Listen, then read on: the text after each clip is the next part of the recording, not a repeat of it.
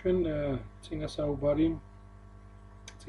ორი საუბარი ქონდა ერთი ინსტინქტზე, მეორე პოტენციაზე და ახლა უფრო ასე ვთქვათ გავშალოთ ეს თემა ადამიანის არსებაში არსებულია ეს ორი ფენა კერძოდ ისაც ქვია ინსტინქტი და ისაც ქვია პოტენცია. ინსტინქტში, რომელიც ჩვენ ესე ნებას დაუკავშირებთ, ჩვენ შეგვიძლია ესეთი მოდელი შევქმნათ, ასე ვთქვათ, წარმოვიდგინოთ ინსტინქტი, ნება, როგორც ესეთი ორი ძალის გამოხატულება და ორი ძალის ურთიერთქმედება. ეს არის ერთი მხრივ გულის თქმა, ანუ ეს არის დაუოკებელი სურვილი, წყუვილი რაღაცის გაკეთებისა და მის გამოხატვისა, ასე ვთქვათ, გარე სამყაროში და მეორე ეს არის წარმოდგენა, რომელიც ნაკლებ აქტიურია გულის თქმასთან შედარებით, ის უფრო შიდა სამყაროზეა ორიენტირებული, არა გამოხატვაზე დაუშვათ გარე სამყაროში რაღაცისა, არამედ რაღაცის წარმოდგენასთან და ეს უფრო რაღაცნაირად შიგა სამყაროს უკავშირდება. აქ მთავარია საერთოდ ადამიანის არსებასთან დაკავშირებით ჩვენ გვიხდება ისეთი საუბრის წარმართვა, რომელიც გარკვეულ ანალოგიებთან არის დაკავშირებული და მოგეხსენებათ, ყველა ანალოგიას აქვს თავისი საზღვარი, ანალოგია არ შეიძლება უსაზღვროდ გააგრძელო. მაშინ ესე ვთქვათ, უაზრობა შეიძლება მივიღოთ.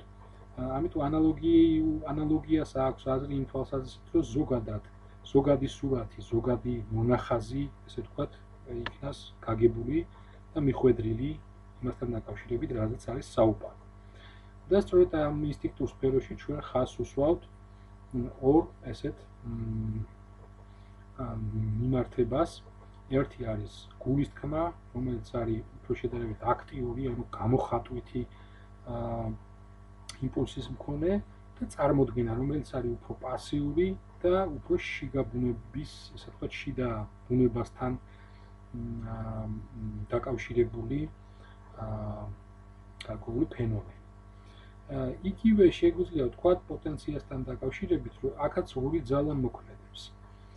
ძალა მოქმედებს და შეგვიძლია ეს ორი ძალა წარმოვიდგინოთ, ასე ვთქვათ, ისევე გარკვეული მოდელი შევქმნათ და წარმოვიდგინოთ, ეს მოდელი ბუნებრივია, თავისი საფუძველი აქვს ამას, უბრალოდ ჩვენ ესე ვთქვათ ადამიანის პიროვნულ განვითარებაზე ვსაუბრობთ ახლა და შესაბამისად ადამიანის არსებაზე. და იმისათვის რომ შემდგომ ესე ვთქვათ ეს რასაც ჩვენ საუბრობთ უფრო დასაბუთებულად და საფუძვლად წარმოვადგინოთ, გვჭირდება რაღაც გარკვეული ბაზის შექმნა და ჩვენ ახლა სწორედ ამ ბაზას ვქმნით იმისთვის, რომ გარკვეულ გაგებას მივახციოთ. ამიტომ თავიდანვე შეიძლება ითქვას, რომ გარკვეული ბუნდოვანება შეიძლება იყოს ამ თემებთან საუბარში და ამ საუბრებთან დაკავშირებით, მაგრამ მთავარია ჩვენ ახლა ორიენტაცია გავაკეთოთ იმაზე, რომ ზოგადად გავიგოთ მინიშნებითი და ანალოგიური წესით, რაზე არის საუბარი და რისი თქმა აქვს სურს.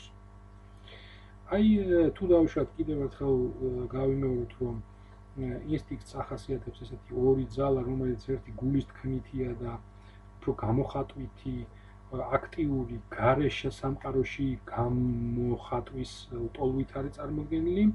მეორე არის წარმოდგენა, რომელიც არის ნაკლებად აქტიური და უფრო შიგა სამყაროზეა ორიენტირებული. ესე ზუსტად პოტენციაში, ესე ვთქვათ, მეორე ფენაში ადამიანის არსების, რომელიც ჩვენ დავახასიათებთ, ესევე ორი ძალა შეგვიძლია გამოვყოთ.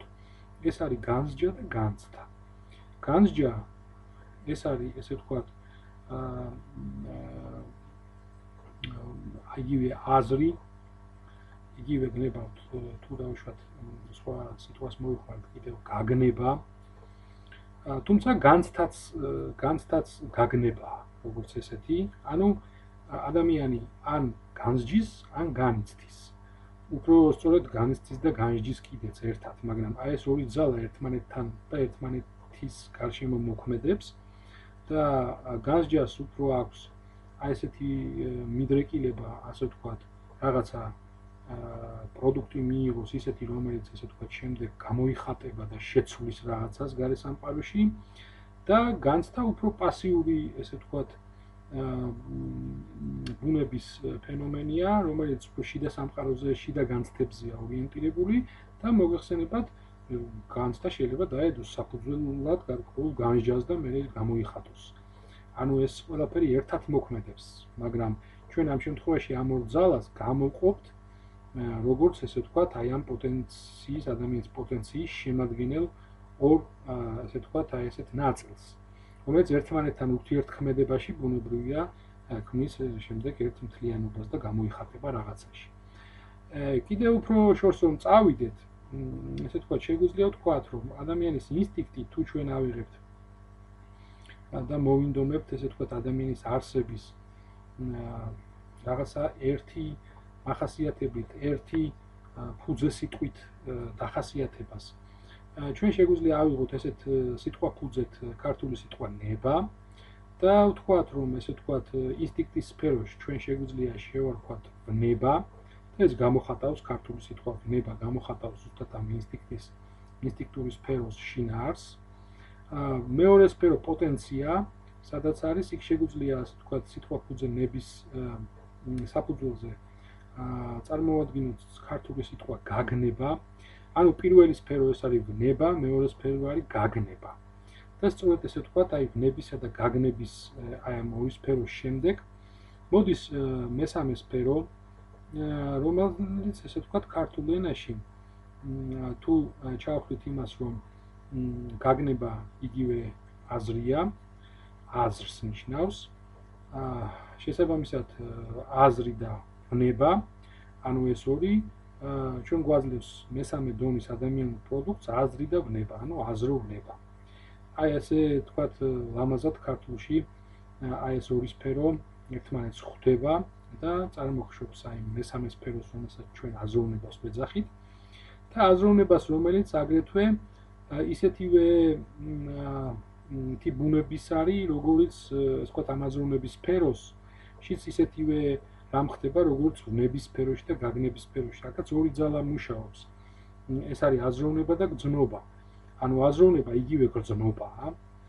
რამდენადაც ესე ვთქვათ, უცნაურადაც არ შეიძლება მოეჩვენოს ახლა მსმენელს, მაგრამ ამ თემას ჩვენ შემდეგ კიდე შევეხებით და უფრო კარგად გავშლით. მაგრამ აქ მთავარი ძირითადი მინიშნებითი, რაც გვინდა გავამახვილოთ ყურადღება, ეს არის ის, რომ ესე ვთქვათ, ადამიანის საბაზო ნაწილია ეს ნება, ინსტინქტების ნაწილი ნება, მეორე ნაწილი პოტენციის ნაწილი, ანუ გაგნება და მესამე ნაწილი, რომელსაც ქვია აზროვნება, ანუ იგივე გრძნობა. ეს არის ასე ვთქვათ, აი ეს სამი საფეხური ადამიანის არსებისა, სამი საბაზო საფეხური, ასე ვთქვათ, რომელიც ერთი მეორეს მოყვება. და ძირითადი აზრი, რომელიც ჩვენ გვინდა განვავითაროთ ახლა აი ჩვენ საუბარში, არის ის, რომ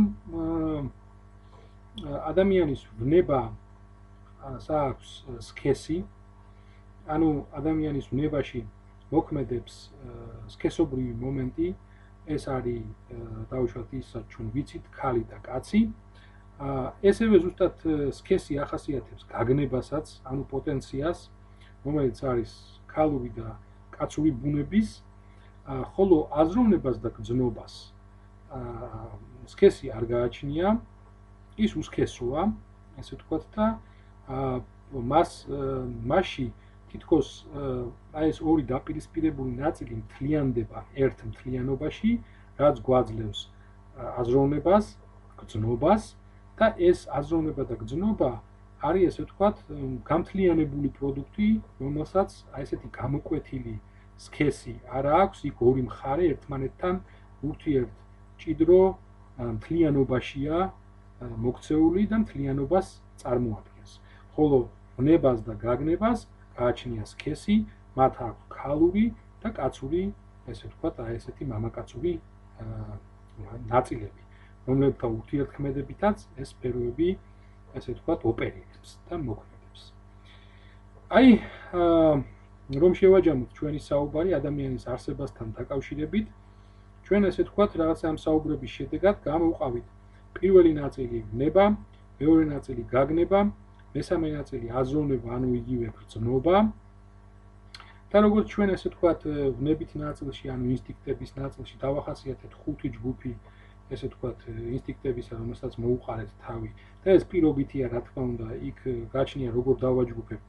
შეიძლება სხვანაირი კლასიფიკაცია შემოიღოთ და 10 ჯგუფიც იყოს, მაგრამ ჩვენ შემთხვევაში ჩვენ ახლა ესე ვთქვათ 5 ნაწილად დავყავით, ესევე 5 ჯგუფად გამოვყავით გაგნების, ესე ვთქვათ, სფეროც, ანუ ადამიანის პოტენციალს.